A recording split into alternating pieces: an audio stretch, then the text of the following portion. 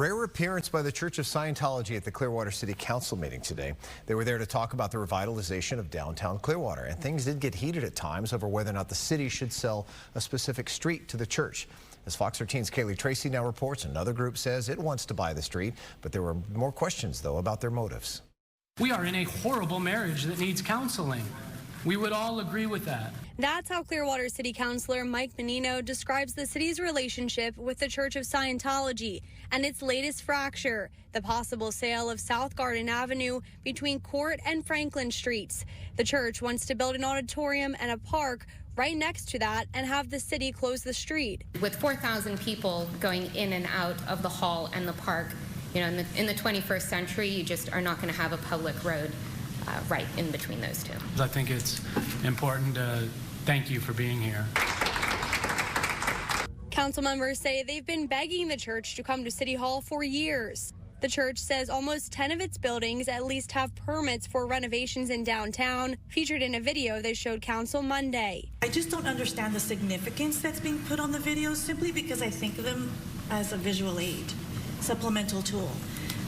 It also can be, in a way, misrepresentation to be attached to this agenda item. My eagerness to initiate an active downtown may have clouded my judgment regarding trust in Scientology's plan. However, I find it difficult to trust them to execute this plan when they won't even share the complete plan openly.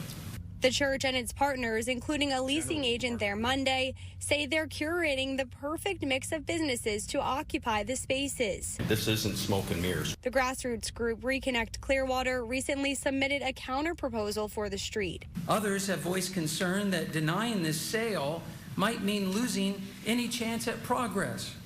This kind of pressure is not the mark of a healthy partnership. Its plan is for a park honoring African-American history in Clearwater and everyone who built the city. But their plan also faces scrutiny. It would seem to me, especially after talking to Pastor Childs, that the African-American community is being used as a means to an end. And it boils my blood to think that that might be appropriate or happening. A couple of council members say other residents reached out questioning the group's motives. This Barbara Story Love's testimony on March 17th right here in front of the dais that inspired the idea. I did not come up with this African-American cause. She spoke it. Overall, council members say they have to decide Thursday on steps to fix a broken marriage. The mayor, it seems, has already made up his mind. The trust is a problem. I think they've grown their footprint enough in downtown Clearwater.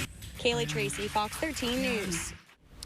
Now, that grassroots group says they're offering $1.5 million, which is about $125,000 more than the church is offering. City Council will vote on whether or not to sell that street to the church on Thursday at their meeting. Both Mayor and City Council member Albritton said that they are voting against it.